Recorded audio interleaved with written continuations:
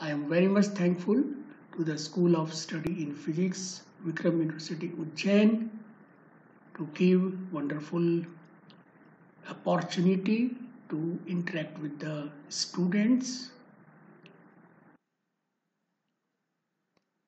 So, computer fundamental is a very essential training to the students to aware about the all little bit with the many terminology. We are also giving industrial based training, industrial based projects and internships in industry, and after successful internships student may get good opportunity in the industry. If anyone want to take such type of opportunity, they may give the email through info@curiousinfotechsolution.com. Today, I will explain computer peripherals. Under this title, we will understand briefly the input and output computer devices. Later on, types of buses in computer architecture and types of computer memory. And lastly, we will see the types of computer secondary storage. तो आज day 3 के अंदर में computer peripheral के ऊपर हम लोग discuss करेंगे और इसमें बहुत यूजफुल और आपके लिए गुड एग्जाम्पल्स हम लोग लेके आए हैं to understand the input output computer devices, how this buses किस तरीके से कंप्यूटर आर्किटेक्चर में काम करते हैं, किस तरीके से कंप्यूटर मेमोरी, मेन मेमोरी और सेकेंडरी स्टोरेज में काम करती है, ये हम आज समझेंगे. Now in this slide, there are many input devices and many output devices. Now in between intersection of these two circles, there are some devices. Under this intersection, there are the some devices. इस devices को हम input भी कह सकते हैं और output भी कह सकते हैं. तो ये 5 डिवाइसेस हैं जिसको सीडी, डीवीआर, डीवीडी या फिर pen drive, modem, touch screen, digital camera, इन सबको हम इनपुट में भी रखेंगे और आउटपुट में भी रखेंगे. इन 5 डिवाइस में दोनों टाइप के कैरेक्टरिस्टिक्स हैं. जैसे हम पेन ड्राइव को समझने की कोशिश करें तो पेन ड्राइव में हम अपना डेटा या कोई इंफॉर्मेशन सेव कर सकते हैं. इन फ्यूचर अगर हमें उस डेटा इंफॉर्मेशन को फिर से प्रोसेस करना है तो उसे हम आउटपुट के फॉर्म में यूज कर सकते हैं. इसी तरीके से सीडी एंड डीवीडी, हमें जिस डेटा को, जिस इंफॉर्मेशन को इसमें परमानेंट स्टोर करना है तो हम सबसे पहले इनपुट के मोड में काम करेंगे और जब एक बार सीडी में सभी चीज बर्न हो जाती है, राइट हो जाती है, फिर हम उसको रीड मोड में ओपन करके रीड कर सकते हैं. इसी तरीके से दूसरे भी इनपुट डिवाइस में जो कि इनपुट और आउटपुट में आते हैं उनका सबका इसी तरीके का कैरेक्टरिस्टिक दोनों रहेगा. अब हम देखते हैं केवल कुछ डिवाइसेस जो कि इनपुट पर ही काम करेंगे. तो सबसे पहले है कीबोर्ड. तो इस कीबोर्ड में बहुत सारी कीज होती हैं, उन कीज में अल्फाबेट्स प्रिंट होते हैं। एक एक कैरेक्टर को प्रेस करके एक वर्ड बना सकते हैं। स्पेस के लिए स्पेस बार रहेगा, डिलीट करने के लिए डिलीट की रहेंगी, न्यूमरिक के लिए भी यहाँ पर न्यूमरिक पैड भी अवेलेबल है। तो इस कीबोर्ड से टेक्स्ट और न्यूमरिक डेटा इनपुट कर सकते हैं। माउस भी एक टाइप का इनपुट डिवाइस होता है, जहां हम पॉइंटिंग डिवाइस को इसे पॉइंटिंग डिवाइस जैसा यूज कर सकते हैं। जॉयस्टिक ट्रैक बॉल ये गेम प्ले के लिए यूज किया जाता है। स्कैनर से हम किसी भी डॉक्यूमेंट को स्कैन कर सकते हैं। तो ये जो ट्रांजैक्शन कहलाएगा वो इनपुट ही कहलाएगा। जैसे ही हम इसमें डॉक्यूमेंट को स्कैन करेंगे, पूरा डॉक्यूमेंट या तो पीडीएफ में कन्वर्ट हो जाएगा या तो इमेज फाइल में कन्वर्ट होगा। बार कोड, तो बार कोड और बार कोड स्कैनर ये भी इनपुट डिवाइस ही कहलाएंगे, क्योंकि इनके द्वारा हम कोई भी कोड को रीड कर सकते हैं। जैसे क्यूआर कोड है, कोई मॉल में आप देखते होंगे जब हम अमाउंट पे करने जाते हैं तो वहां पे जो सर्विसमैन खड़ा रहता है वो क्यूआर कोड से सारे आइटम में जो क्यूआर कोड पेस्ट होता है उसे रीड कर लेते हैं। इसी तरीके से बार कोड को भी हम रीड कर सकते हैं और उसमें जो लिखी हुई इंफॉर्मेशन है उसे समझ सकते हैं। माइक से वॉइस इनपुट कर सकते हैं। अगर कोई अच्छा सिंगर है तो वो अपना गाना भी इससे गा सकता है। देन इसी तरीके का स्टाइलस है, जिसमें लाइट पेन और स्टाइलस इनको हम लोग एज ए पेन यूज कर सकते हैं और डायरेक्टली डिजिटल के फॉर्मेट में हमें डेटा मिल जाएगा। आउटपुट की बात करते हैं तो आउटपुट में मॉनिटर सॉफ्ट आउटपुट देता है। जैसे ही पावर कट होगा तो वो इंफॉर्मेशन भी वॉलेटाइल जैसा ही हो जाएगा। प्रिंटर हार्ड आउटपुट के लिए यूज किया जाता है। अगर हम इसका प्रिंट आउट निकालेंगे तो वो बहुत दिन तक आउटपुट हमारे पास डिस्प्ले में हो सकता है। स्पीकर्स और हेडफोन, इनसे हम वॉइस या फिर म्यूजिक सुन सकते हैं या आउटपुट के फॉर्मेट में कंप्यूटर से ले सकते हैं।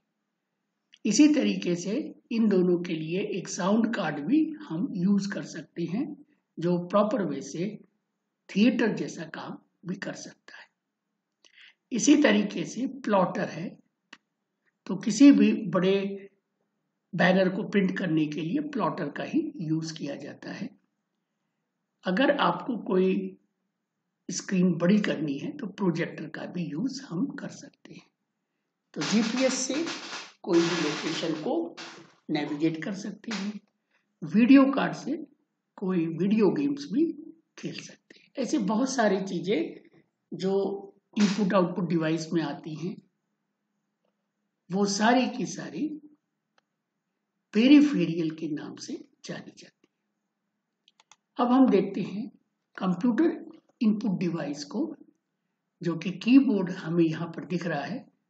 इसे थोड़ा सा और डिस्क्राइब कर देंगे तो इसमें सबसे ऊपर के लाइन में जो कीज होती हैं वो फंक्शंस की F1 से F12 होगी।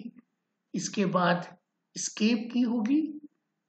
इसी तरीके से बीच वाले पोर्शन में पूरे के पूरे कैरेक्टर्स प्रिंट होते हैं। जो कैरेक्टर आपको चाहिए वो यहाँ पर आप प्रेस करिए, उसका इंप्रेशन मॉनिटर में मिल सकता है। ऐसे बहुत सारे कमांड हैं जो कि अल्टर की से भी, कंट्रोल की से और शिफ्ट की से काम हो सकते हैं। शिफ्ट की से अगर हम किसी भी कैरेक्टर को अल्फाबेट में लिखना है उसे यूज कर सकते हैं। कैप्स लॉक करके भी कैपिटल में यूज कर सकते हैं। लेकिन अगर हमें दोनों कैरेक्टर चाहिए, सॉफ्ट छोटे और बड़े दोनों चाहिए, तो हम इसको यहाँ से इस तरीके से यूज करते हैं। एक इंटर की है, हमें अगर आगे लाइन को बढ़ाना है तो इंटर की प्रेस करेंगे।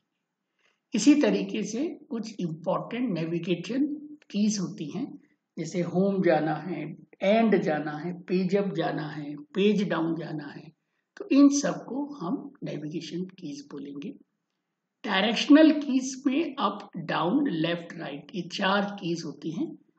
जैसे अगर कोई गेम खेलना है तो भी हम इससे खेल सकते हैं, या फिर डॉक्यूमेंट में हमें ऊपर जाना है, नीचे जाना है, या लेफ्ट जाना है, राइट जाना है, तो कर्सर को हम मूव कर सकते हैं। अगर किसी यूजर को केवल न्यूमरिक ही इंटर करना है, जैसे फाइनेंस की बात करें तो फाइनेंस में अधिकतर चीजें न्यूमरिक से जुड़ी होती हैं, तो उस केस में हम केवल न्यूमरिक को लॉक करके उसमें ही काम कर सकते हैं।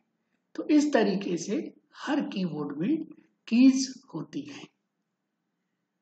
अब हम देखेंगे माउस किस तरीके से वर्क करता है। तो माउस में 3 इंपॉर्टेंट कंपोनेंट होंगे। सबसे पहले स्क्रॉल करने के लिए एक व्हील है, इसमें हम जैसे स्क्रॉल करेंगे आगे और पीछे हम अपने पेज में ऊपर नीचे जा सकते हैं। लेफ्ट बटन और राइट बटन। तो लेफ्ट बटन का कुछ इंपॉर्टेंट रूल्स है, अगर उसे हम सिंगल क्लिक करेंगे तो कोई भी चीज को हम सेलेक्ट कर सकते हैं।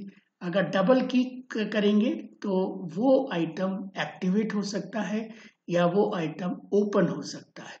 हम क्लिक और होल्ड भी कर सकते हैं, जिसके कारण से कोई भी आइटम को ड्रैग करके मूव कर सकते हैं एक जगह से दूसरी जगह।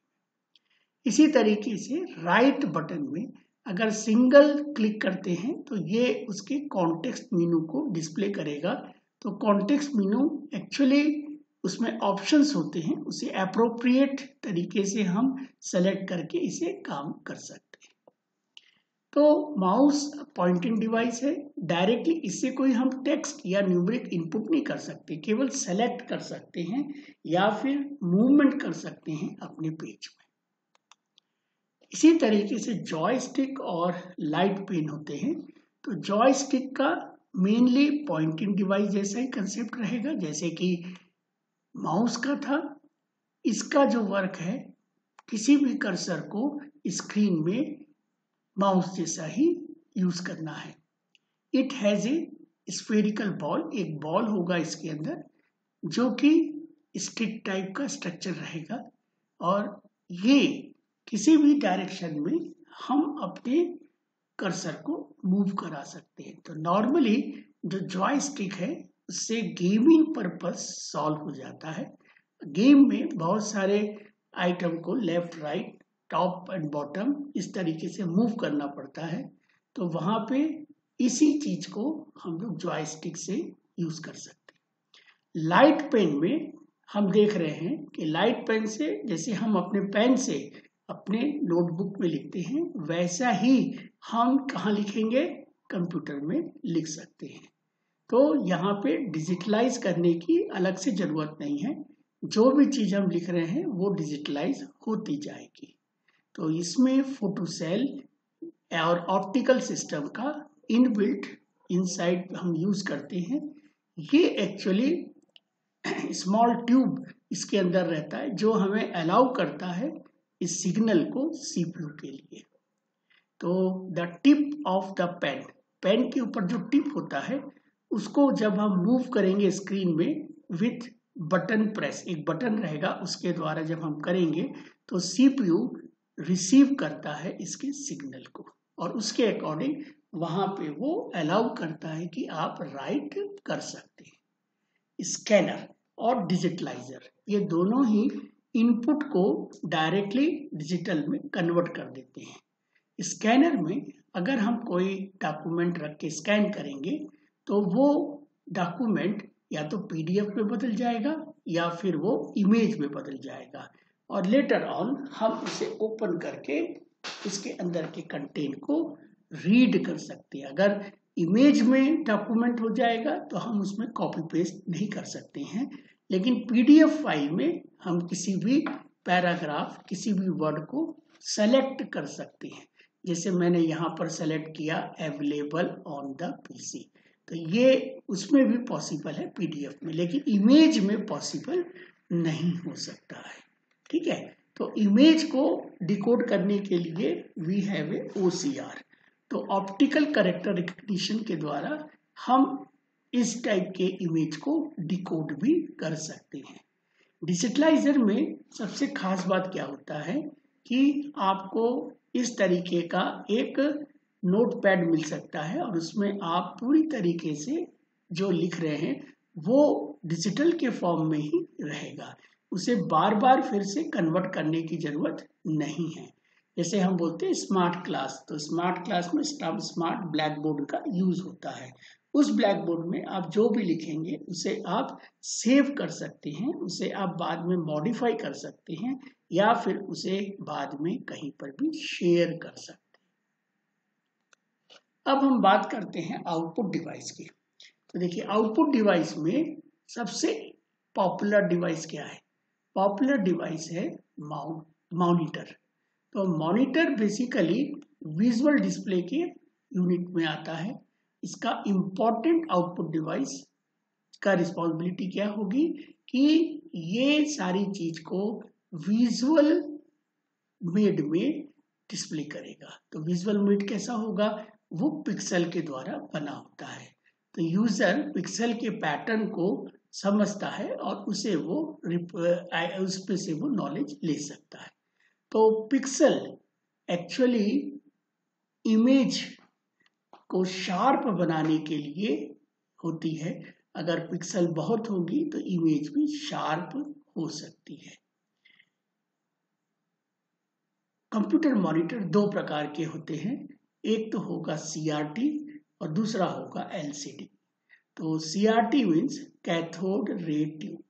तो इसमें कैथोड रे ट्यूब एक होगी जो ये पीछे रहती है, इसके बैक साइड में रहती है, वहां से ये फायर करेगी। एक CRT गन के तरह काम करती है, वो यहाँ पे फायर करेगी इलेक्ट्रॉन को और उसके द्वारा इसमें सब चीजें लिखाई जाएंगी। LCD लिक्विड क्रिस्टल डिस्प्ले होता है, ये बहुत पतला स्क्रीन होता है। अगर हम CRT से कंपेयर करें वेट में और ये इसके साइज में, तो LCD बहुत ही हल्का होता है और CRT बहुत ही भारी होता है। ठीक है, तो इसे एक्चुअली कैथोड रे ट्यूब में ही बहुत सारा एक्चुअल में वेट आता है, लेकिन LCD लिक्विड क्रिस्टल डिस्प्ले में इसका वेट बहुत कम हो जाता है। अब हम बात करते हैं नेक्स्ट आउटपुट डिवाइस की, जो कि प्रिंटर हमें सेकंड पॉपुलर आउटपुट डिवाइस में आता है। क्योंकि प्रिंटर और मॉनिटर ये दो डिवाइस ऐसे हैं जो आपको विजुलाइज करने के लिए आउटपुट दे सकते हैं। तो सॉफ्ट मॉनिटर देता है और हार्ड कंप्यूटर प्रिंटर देता है। तो देखिए यहाँ पर प्रिंटर भी बहुत तरीके के हो सकते हैं, जैसे डॉट मैट्रिक्स है, डेजी व्हील है, ड्रम प्रिंटर है, या चेन प्रिंटर है, लेजर प्रिंटर है, या इंकजेट प्रिंटर है। तो इन सब प्रिंटर को हमें पहले एक ग्रुप में क्लासिफाई करना पड़ेगा। तो सबसे पहले ध्यान से देखिए कि इसको हम इम्पैक्ट प्रिंटर में एक ग्रुप बना सकते हैं। इम्पैक्ट का मतलब ये होता है कि यहाँ पर एक रिबन होगी, उस रिबन कलरफुल रिबन होगी, चाहे वो ब्लैक रिबन होगी या रेड रिबन होगी। तो दे हैव ए रिबन, एक रिबन होगी ऑन द फ्रंट पहले साइड में, और उसके पीछे साइड में उसका प्रेसिंग इंप्रेशन होगा। तो जो भी फॉन्ट है उसका एक इंप्रेशन बनता है और उस इंप्रेशन को इस रिबन में प्रेस किया जाता है। तो जैसे ही हम प्रेस करेंगे तो रिबन कार्बन के फॉर्मेट में बन जाएगी और जो भी चीज इंप्रेशन की है वो इंप्रेशन आपके कागज में प्रिंट हो सकता है। तो इसमें इम्पैक्ट मतलब ये टच होता है, कागज से आप कागज को टच करते हैं प्रिंट करने के लिए। अगर हम कैरेक्टरिस्टिक्स की बात करें तो it is A consumable cost is less. तो इसका जो कंज्यूमेबल कॉस्ट है बहुत ही कम होता है, लेकिन नॉइजी इन नेचर रहेगा ये, and good for the bulk printing होगा। अगर हमें बहुत सारे चीजें इसमें प्रिंट करनी है तो हम इम्पैक्ट प्रिंटर को यूज कर सकते हैं। Physical contact between paper and machine जरूर होगा, मतलब आपके पास पेपर के ऊपर ये मशीन दोनों ही टच में आते हैं, इसलिए इसका नाम इम्पैक्ट रखा गया है। अब हम करेक्टर प्रिंटर की बात करें तो करेक्टर प्रिंटर इम्पैक्ट प्रिंटर में क्या डिफरेंस होगा, यहाँ पे आपको इंप्रेशन बने बनाए मिलेंगे। अगर हमें सपोज करिए रिबन को टाइप करना है तो मेरे पास में ऑलरेडी फॉन्ट होंगे RIBBON, और मैं ऐसा कुछ सिग्नल करूंगा कि ये टाइप के जो आर्म्स हैं वो जिसमें कि ये करेक्टर होंगे वो आगे बढ़ेंगे और अपने रिबन में टच कर देंगे। लेकिन करेक्टर प्रिंटर में पैटर्न बनाया जाता है, जैसे 5x7 का है या 7x9 का है या 9x7 का है या 9x9 के हैं, तो इस तरीके के पैटर्न रहेंगे और उस पैटर्न में पिक्सल के द्वारा बनेगा और इस तरीके से आप अपने एक करेक्टर को प्रिंट कर सकते हैं। ठीक है, जैसे हमें कैपिटल A करना है तो हमें पता है कि स्टार कहाँ कहाँ लगाने से कैपिटल A बन जाता है, तो ये 5x7, तो ये 5x7 का कंसेप्ट रहेगा कि भाई उसके अंदर में 5x7 का कंसेप्ट रहेगा। ठीक है, कौन कौन से एडवांटेज हैं, ये इनएक्सपेंसिव हो जाएगा, ठीक है ना, ये एसेसेबल रहेगा, मल्टीलिंगुअल प्रिंटिंग में काम आ सकता है, यानी इनमें हम इंग्लिश भी प्रिंट कर सकते हैं और हिंदी भी प्रिंट कर सकते हैं। लेकिन ना इम्पैक्ट प्रिंटर में केवल एक ही जो हमारा इम्प्रेशन है वही इम्प्रेशन को हम क्या कर सकते हैं, प्रिंट कर सकते हैं। जैसे मेरे पास में इम्प्रेशन है, सपोज करिए मेरे पास L है, E है, S है और S है, ऐसे प्रकार के मेरे पास में इम्प्रेशन बने हुए हैं, तो मैं केवल इससे जो करेक्टर्स, इन 3-4 करेक्टर से जो चीज बनती है वही चीज का मैं यूज कर सकता हूँ। लेकिन करेक्टर प्रिंटर में पैटर्न जनरेट होता है और वो पैटर्न हिंदी का जनरेट हो या इंग्लिश का जनरेट हो या कोई तीसरे लैंग्वेज का जनरेट हो, वो इसमें प्रिंट हो सकता है। तो ये बहुत अच्छी चीज है इसका multilingual printing characteristic, it is a very good characteristics और come under the advantages. Disadvantage 2 है, एक तो इसकी स्पीड बहुत स्लो रहेगी, ठीक है, तो वो धीरे धीरे प्रिंटर का यूज करेगा ये, और इसकी जो क्वालिटी है वो भी बहुत ही पुअर होती है, यानी आपको अट्रैक्ट नहीं करेगी, कितना भी आप प्रिंट कर लो वो अट्रैक्ट नहीं करेगी। तो एक्चुअल में प्रिंटर का जो प्रिंट कर रहा है अगर वो अट्रैक्ट ही नहीं करे तो आप रीड क्या करोगे। तो इस तरीके से इसको हमें कहीं ना कहीं रिप्लेस करना चाहिए। तो चलिए अब हम तीसरा टाइप का देख लेते हैं प्रिंटर, जो कि बहुत क्वालिटी ओरिएंटेड रहेगा, that is known as a non-impact printer। non-impact मतलब इसमें फिजिकल कांटेक्ट पेपर और मशीन का नहीं होगा। ठीक है, ये 2 कैटेगरी में हमें मिलते हैं, एक तो लेजर प्रिंटर और दूसरा है इंकजेट प्रिंटर। इन दोनों में अंतर क्या है, इंकजेट में इंक का यूज होता है और लेजर जेट में आपका एक्चुअली पाउडर का यूज होता है। तो पाउडर को फायर किया जाता है और उस तरीके का इंप्रेशन बन जाता है। तो एडवांटेज हम देखें लेजर प्रिंटर के, तो ये स्पीड इसकी फास्ट रहेगी, क्वालिटी अच्छा आउटपुट मिलेगा, ग्राफिक्स क्वालिटी भी अच्छी रहती है इसकी, और इसके अंदर में बहुत सारे फॉन्ट्स और बहुत सारे फॉन्ट के साइज अवेलेबल हो सकते हैं। ठीक है, लेकिन कॉस्टली होती है, ये जो मशीन है बहुत कॉस्टली होती है, सबसे ज़्यादा कॉस्टली यही होती है, और ये can not print the multiple copies at a time, यानी एक साथ तो नहीं प्रिंट कर सकते, एक के बाद एक ही मल्टीपल कॉपी को प्रिंट कर सकते हैं। इंकजेट प्रिंटर, इंकजेट प्रिंटर में इंक रहती है और इंक को हम जब ट्रिगर करेंगे तो हमारा पैटर्न डेवलप होता है। तो there are new generation printer that use a spray, हाँ स्प्रे करना पड़ेगा, तो हमें स्प्रे करेंगे तो उसी प्रकार का स्प्रे होगा जिस प्रकार से हमें कैपिटल A का स्प्रे करेंगे तो कैपिटल A मिलेगा, इस तरीके की बात है। ठीक है, तो ये हाई क्वालिटी बहुत ज़्यादा अट्रैक्टिव रहता है ये, और रिलायबल भी रहता है, मल्टीपल कॉपीज भी इसके अंदर प्रिंट हो सकती हैं, लेकिन ये एक्सपेंसिव है ना, ये बहुत एक्सपेंसिव भी होता है, क्योंकि अगर आपको एक प्रिंट आउट निकालना इंकजेट से तो मैं बोलूँगा 10 रुपये लूँगा, और अगर लेज़र से निकालना है तो मैं आपको हो सकता है 2 रुपये ले लूँ। तो जब भी बल्क का काम है तो लेज़र निकालना है, अगर क्वालिटी का काम करना है तो आपको इंकजेट से ही निकालना चाहिए। ठीक है, तो this are the brief of the your printer. चलिए अब हम देखते हैं दूसरे टाइप के आउटपुट, जैसे कि स्पीकर है, प्रोजेक्टर है, प्लॉटर, ये क्या होते हैं। तो यहाँ पे हमें स्पीकर दिख रहे हैं, तो ये स्पीकर बेसिकली क्या है, ये आपको साउंड एक्सटर्नली दे सकते हैं, उसके लिए यूज किया जाता है।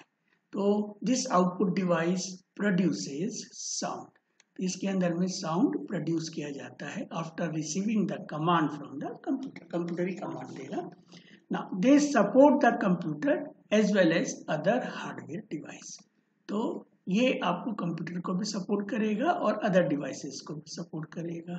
तो आजकल ये जो स्पीकर हैं वो आ रहे हैं वायरलेस, कॉर्डलेस जिसको बोलते हैं, तो वायरलेस स्पीकर आ रहे हैं और ये बहुत ही अट्रैक्टिव रहते हैं, आप इसको कहीं पर भी प्लेस कर सकते हैं, लेकिन आपको ब्लूटूथ टेक्नोलॉजी यूज करनी पड़ती है, इसी के द्वारा ही आप आगे इसको कॉर्डलेस में बदल देते हैं। प्रोजेक्टर, प्रोजेक्टर से क्या होगा, आपका जो स्क्रीन है वो बढ़ जाएगा, ठीक है ना। अगर आपको कोई आउटपुट बहुत लोगों को दिखाना है तो आप क्या करेंगे, प्रोजेक्टर का यूज करेंगे। तो ये एक टाइप का ऑप्टिकल डिवाइस में आएगा, ठीक है, ये ऑप्टिकल डिवाइस में आएगा जो कि विजुअल को स्क्रीन में एक्चुअली डिस्प्ले करता है। तो they are present at movie है या थिएटर है, ऑडिटोरियम है, तो इसको हम लोग यूज करते हैं जहां पर एक से ज्यादा लोग बैठ के देखते हैं। It connects the computer and display the image on the large screen. तो ये इसका सिंपल सा कंसेप्ट है कि ये क्या करता है, ये कंप्यूटर से कनेक्ट होता है और वो इमेज को लार्ज स्क्रीन में डिस्प्ले करता है, तो प्रोजेक्ट कर रहा है, यानी चीज को बढ़ा रहा है, ठीक है। प्लॉटर, प्लॉटर का कंसेप्ट क्या है, जब आपको कोई बहुत बड़ी चीज प्रिंट करनी है जो कि A4 साइज से बड़ी होती है, ठीक है ना, A4 साइज तक का काम प्रिंटर में हो सकता है, उससे ज्यादा बड़ा काम करना है तो प्लॉटर का ही यूज करना पड़ता है, ठीक है। It is mandatory to have a graphics card to use this device, अगर इसे यूज करना है तो ग्राफिक डिवाइस कार्ड को भी हमें अपने डेस्कटॉप में लगाना पड़ता है। And the pen like a device that comes with the help in replicating the exact design on the computer। तो अगर मैं इसको थोड़ा बड़ा करके दिखाऊं आपको, तो आप देखिए इसके अंदर में क्या हो रहा है कि ये जो प्रिंटर है ना, ये प्रिंटर जो है प्लॉटर जैसा है, इसके अंदर में इस तरीके से बड़ी सी आपकी शीट रहेगी, उसमें ये प्रिंट करता जाएगा, कभी आगे करेगा कभी पीछे करेगा, इस तरीके से वो धीरे धीरे पूरा करके आपको प्रिंट करके दे देता है। तो इसकी क्वालिटी बहुत अच्छी रहती है और बड़ी कैनवस को तो प्रिंट करने के लिए केवल इसी की जरूरत पड़ेगी, ठीक है। तो आप देखते होंगे मार्केट में फ्लैक्स प्रिंटर के नाम से रहता है, तो इसके अंदर यही चीजें रहती है। अब हम बात करते हैं types of buses in computer architecture. तो कंप्यूटर के आर्किटेक्चर में 3 टाइप की बसेस होंगी जिसको हम बोलते हैं सिस्टम बस। किसको, इसको हम क्या बोलेंगे, सिस्टम बस बोलेंगे, ठीक है ना। तो इसको हम बोलते हैं सिस्टम बस। तो अब ध्यान से देखिए कि मैं इसको थोड़ा सा इनलार्ज करके भी आपको बताता हूँ। तो it is known as a your system bus. तो सिस्टम बस में हमें एक कंट्रोल बस मिलेगी, उसके बाद एक एड्रेस बस मिलेगी और एक डेटा बस मिलेगी। तो सिस्टम बस is a consist of the 3 buses, control bus, address bus and the data bus. तो जब भी हमें सीपीयू से कुछ वर्क करवाना है तो हमें ये तीनों टाइप के बसेस लगेंगी। मेमोरी में भी हमें तीनों टाइप की बसेस लगेंगी, इनपुट आउटपुट में भी हमें तीनों टाइप की बसेस लगेंगी। तो कैरेक्टरिस्टिक्स क्या होगा इन तीनों बसेस का, उसे हम देखते हैं। तो नॉर्मली जो एड्रेस बस है, तो एड्रेस बस के अंदर में हमें एड्रेस शेयर करना पड़ता है, पर ये यूनिडायरेक्शनल में रहेगा, क्योंकि हमें इससे दो तरफ से बात नहीं करना है, हमें तो इसे ऑर्डर देना है। तो ऑर्डर देने के लिए you have to send only address, हमें एड्रेस सेंड करना है और हमारा काम। जैसे सपोज करिए कि एक पोस्ट ऑफिस में हमें कोई एक सिटी से दूसरे सिटी कोई पोस्ट भेजती है, तो वहां पर एड्रेस होगा, उस एड्रेस से वो ऑटोमेटिकली पोस्ट पहुंच जाती है। तो it is known as a address bus. तो एड्रेस बस जहां पर होगी वहां पर पहुंच जाएगा। डाटा बस में हो सकता है ए से बी जाना है, जैसे सपोज करिए अपन इस तरीके से समझ लेते हैं ना। Now let I have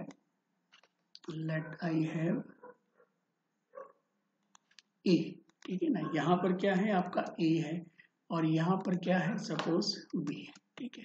तो A और B से अपने को कुछ वर्क कराना है, तो भाई क्या करेंगे, सबसे पहले क्या होगा, कंट्रोल बस का काम आता है।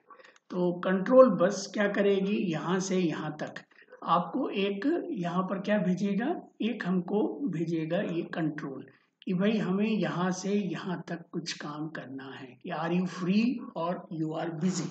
तो इस तरीके से पहले क्या होगा कि सबसे पहले आपका कंट्रोल जाएगा ए से बी की तरफ जाएगा। तो ये कंट्रोल आपको बता देगा कि बी फ्री है, अब हमें इसमें काम करना है, ठीक है। तो इसके पहले क्या है, एड्रेस बस जाएगा। एड्रेस बस से हम इस बी को सेलेक्ट कर लेंगे, ठीक है ना। इस बी को क्या करेंगे, हम सेलेक्ट करेंगे। तो सबसे पहले सेलेक्ट करने के लिए एड्रेस होगा। सपोज करिए कि मेरे पास में ए बी ऐसे करके बहुत सारे डिवाइसेस हैं। Let I have here C device, let I have here D device. तो भाई आपको बी सेलेक्ट करना है या सी या डी, तो सबसे पहले एड्रेस को भेजना पड़ेगा। सपोज इसका एड्रेस है 00 है ना, इसका एड्रेस है 00, इसका एड्रेस है 01, इसका एड्रेस है सपोज 10। तो अगर मैंने इन तीनों के बीच में मैंने भेजा 00 भेजा, अगर मैंने यहाँ से क्या भेजा 00 भेजा, तो मेरा बी ही एक्टिवेट होगा, सी और डी एक्टिवेट नहीं होगा। अगर मैंने यहाँ पर भेजा है 01, तो मेरा सी एक्टिवेट हो जाएगा, ठीक है ना। तो इस केस में क्या होगा, सी एक्टिवेट हो जाएगा और ये यहाँ पर एक्टिवेट नहीं होगा। तो इसको मैं मिटा देता हूँ, क्योंकि हम भेज रहे हैं 01। तो जब आप 01 भेज रहे हैं भाई, तो क्या होगा, ये एक्टिवेट हो जाएगा, ठीक है ना, क्योंकि इसका एड्रेस आप भेजे हैं तो ये एक्टिव होगा। तो सबसे पहले एड्रेस चला जाएगा, this is the first work, ठीक है। एड्रेस जाने के बाद में आपको कंट्रोल बस कंट्रोल करना है कि क्या आप फ्री हो कि नहीं। पहले तो मैंने एड्रेसिंग कर ली, फिर मैं कंट्रोल कर लूंगा, और जैसे ये कंट्रोल होगा हम क्या करेंगे, डेटा बस से अपना डेटा भेज के ट्रांजैक्शन करा लेंगे। तो इस तरीके से कुछ बढ़िया सा काम सिस्टम बस से हो जाता है, ठीक है। अब आते हैं हम नेक्स्ट स्लाइड में। तो नेक्स्ट स्लाइड में कंप्यूटर मेमोरी के ऊपर हम डिस्कस करते हैं। तो सबसे पहले ध्यान से देखिए कि कंप्यूटर मेमोरी को हम दो ग्रुप में क्लासिफाई कर सकते हैं। तो सबसे पहले क्या है, प्राइमरी मेमोरी, और दूसरा क्या है, सेकेंडरी, ठीक है। तो प्राइमरी मेमोरी को कौन यूज करेगा, प्राइमरी मेमोरी को यूज करेगा हमारा सिस्टम यूज करेगा, ठीक है ना।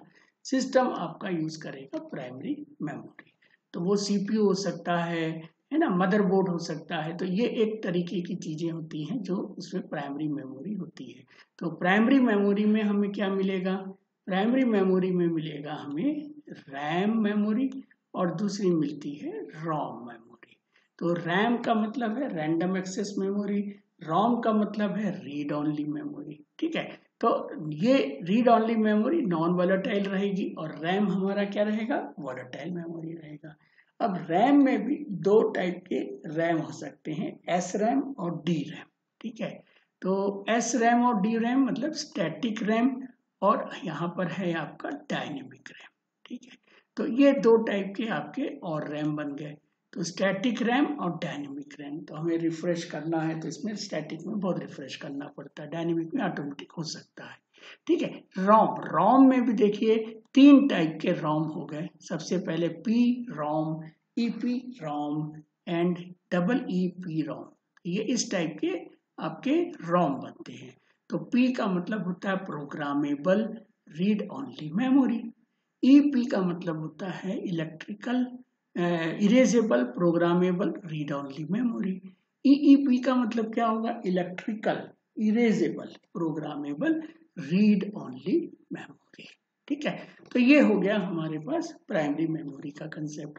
सेकेंडरी मेमोरी, सेकेंडरी मेमोरी का मतलब क्या हुआ कि यूजर के लिए, ये सारी चीजें किसके लिए हैं, अब यूजर के लिए हो गई। ठीक है ना, तो यहाँ पर अपन यूजर लिख दें क्या, हाँ लिख दो भाई, ठीक है, ये यूजर के लिए होती है, this is for user, user के लिए रहेगी। तो इसके पास में कौन कौन सी चीज हो सकती है, हार्ड डिस्क हो सकती है, तो हार्ड डिस्क का बहुत बड़ी मेमोरी होगी तो हम उसे हार्ड डिस्क में रख लेंगे, या फिर हम SSD डिस्क में भी रख सकते हैं, या फिर हम कॉम्पैक्ट डिस्क में भी कुछ चीजें रख सकते हैं, परमानेंटली हमें रखनी है तो फ्लॉपी में भी हम कुछ यूज करते, पहले करते थे, आजकल तो ये कम हो गया है फ्लॉपी। अब यहाँ पे एक मैग्नेटिक टेप भी होता था जो आजकल नहीं दिखता है, पर मैग्नेटिक टेप एक बड़ा सा टेप रहेगा, उसके अंदर में मैग्नेटिक स्ट्रिप रहेंगी और उसमें हम नॉर्थ और साउथ के जैसा कंसेप्ट में हम चीजों को टाइप कर सकते हैं। ठीक है, तो ये हो गई आपकी कंप्यूटर मेमोरी की पूरी स्टोरी। ठीक है, आया समझ में। अब हम देखते हैं कुछ डीप जाके इस मेमोरी को, तो अब देखिए ध्यान से, हम लोग थोड़ा और समझने की कोशिश करते हैं। पॉइंटिंग डिवाइस पॉइंट करना है। Now the next, primary memory और सेकेंडरी मेमोरी में डिफरेंस, इस चीज को हमें पहले समझ लेना चाहिए क्योंकि यही एक चीज है जो बार बार पूछी जाती है। Primary memory is also known as a main memory और इंटरनल मेमोरी। ठीक है ना, क्लियर हो गई बात। और सेकेंडरी मेमोरी क्या है, it is external memory, backup memory, auxiliary memory. तो इन टाइप के मेमोरी को हम क्या बोलेंगे, secondary memory. Primary memory data is directly access by the processor, तो इसके अंदर का जो भी डाटा है वो डायरेक्टली प्रोसेसर एक्सेस करेगा, लेकिन सेकेंडरी के डाटा को डायरेक्टली एक्सेस प्रोसेसर को नहीं होता है, तो वो पहले सेकेंडरी की चीजों को प्राइमरी में स्टोर करेगा और फिर प्राइमरी से प्रोसेसर उसे एक्सेस करेगा। तो primary memory is both volatile and non volatile, because RAM क्या है, वोलेटाइल है, और रोम क्या है, नॉन वोलेटाइल। तो ये प्राइमरी मेमोरी दोनों टाइप की मेमोरी हो सकती है, लेकिन सेकेंडरी मेमोरी केवल एक तरीके की होगी जिसे हम बोलेंगे नॉन वोलेटाइल मेमोरी। ठीक है, प्राइमरी मेमोरी का मेन, देखिए primary memory store data temporary, तो ये टेम्परेरी डेटा स्टोर करता है और it can be erase when power cut off. तो जब पावर कट ऑफ होगा तो जो भी चीज स्टोर होगी वो सारी की सारी क्या होगी, वो वोलेटाइल हो जाएगी। लेकिन सेकेंडरी मेमोरी में ऐसा नहीं होगा, ये परमानेंटली ही आपके पास रह सकती है। ठीक है, सेकेंडरी प्राइमरी मेमोरी में सेकेंडरी चिप, सेमीकंडक्टर चिप्स होंगे जो इंफॉर्मेशन को स्टोर करेंगे, लेकिन सेकेंडरी मेमोरी में मैग्नेटिक डिस्क होगा, ऑप्टिकल डिस्क होगा, इस तरीके के सेकेंडरी मेमोरी में डिस्क होते हैं।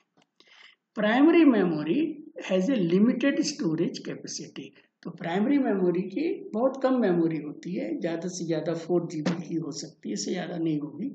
अगर और से ज़्यादा और करनी है तो फिर हमको और बड़ा कंप्यूटर भी ले सकते हैं।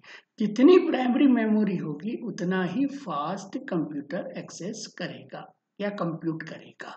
Secondary memory can store bulk amount of data in a single unit, single unit में हम मतलब बहुत सारे डेटा को यूज कर सकते हैं, 1 टेराबाइट हार्ड डिस्क यूज कर सकते हैं। ठीक है, तो primary memory device are more expensive than the secondary memory. Primary memory महंगी होती है क्योंकि ये डायरेक्टली सिस्टम से कनेक्ट होती है और बहुत इसे फास्ट चलाना पड़ता है। सेकेंडरी मेमोरी को इतना फास्ट चलाने की जरूरत नहीं है। ठीक है, आ रहा है समझ में। Okay, now come to the your data, है ना। अगर मैं data operated and store in a uniform manner. तो इसमें यूनिफॉर्म मैनर के थ्रू सब काम होता है, पर आपके जो सेकेंडरी मेमोरी वहाँ पर यूनिफॉर्मिटी नहीं रहती है। इसके अंदर में प्राइमरी मेमोरी में data operated and store in uniform manner, ये आपका सेकेंडरी में यूनिफॉर्म नहीं रहता है। अब लास्ट पॉइंट है एग्जाम्पल। तो रैम है, रोम है, कैशे मेमोरी है, रजिस्टर्स हैं, ये सारे के सारे क्या कहलाएंगे, हमें प्राइमरी मेमोरी कहलाएंगे। इसी तरीके से हार्ड डिस्क है, मैग्नेटिक टेप है, ऑप्टिकल डिस्क है, फ्लॉपी डिस्क है, फ्लैश मेमोरी है, पेपर टेप है या पंच कार्ड है, इन सब चीजों को क्या बोलेंगे आप, इन सब चीजों को बोलेंगे सेकेंडरी मेमोरी। ठीक है, अब हम देखते हैं कंप्यूटर सेकेंडरी स्टोरेज कौन कौन से इसके अंदर में डिवाइसेस आते हैं। तो यहाँ पर देखिए 6 डिवाइसेस मैं आपको एक्सप्लेन कर रहा हूँ।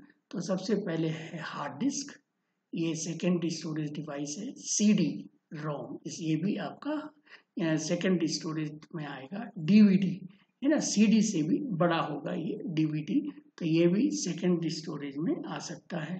पहले तक फ्लॉपी डिस्क को भी हम सेकेंडरी स्टोरेज में ही रखते हैं, और ये हालांकि फ्लॉपी बहुत छोटी होती है, बहुत कम मेमोरी लेती है।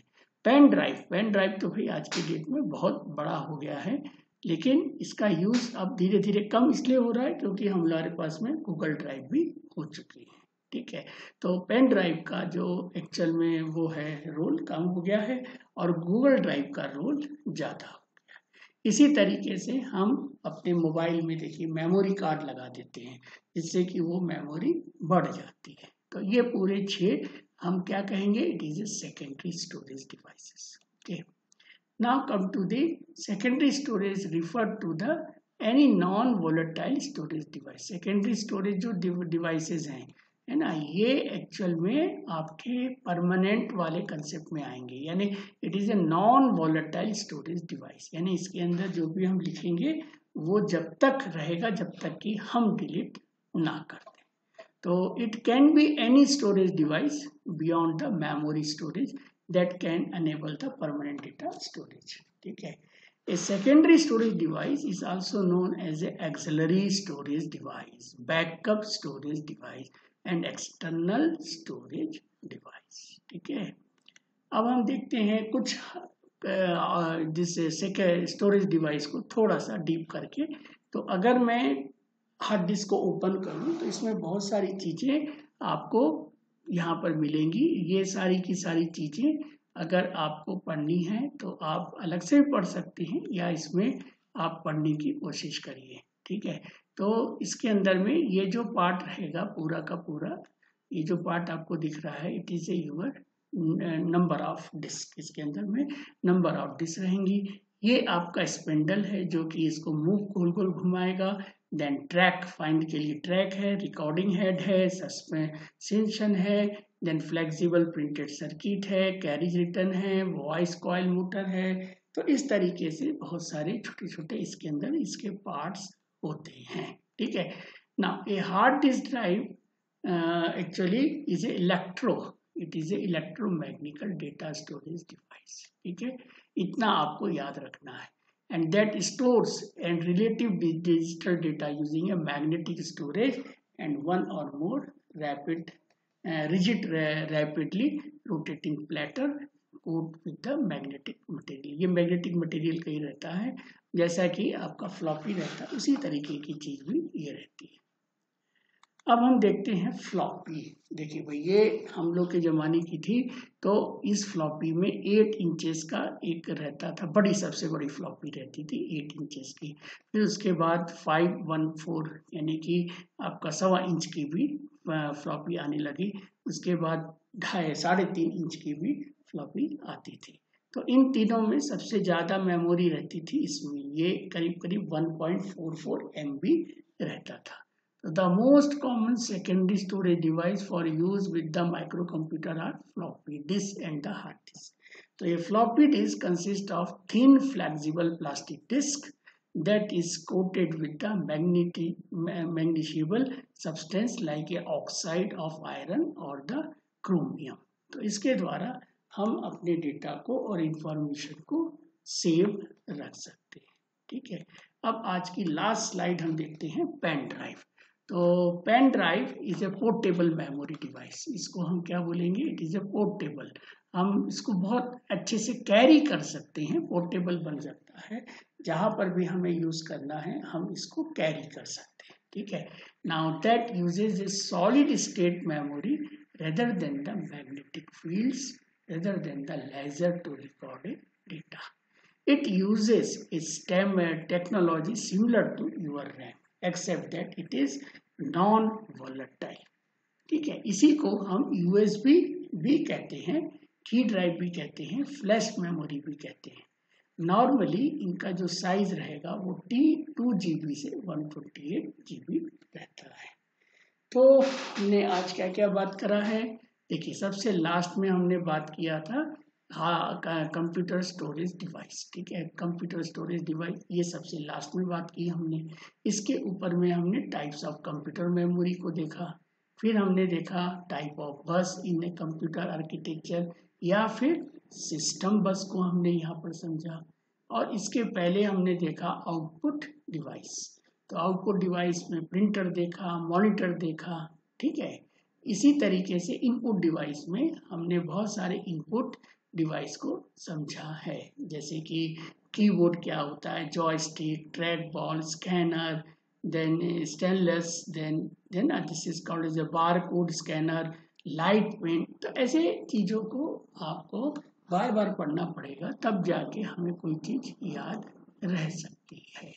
ठीक है, तो चलिए मैं अब यहाँ पर इसे क्लोज करता हूँ आज की क्लास, और अगर किसी को कुछ पूछना है तो पूछ सकता है। I am waiting for that for 2 minute. अगर नहीं है तो अच्छी बात है, और नहीं पूछ रहे हैं तो ये गलत बात है। अगर आपको कुछ ऐसा डाउट है तो जरूर उसको पूछें। ठीक है, चलिए 2 मिनट हो गए। Now thank you to all.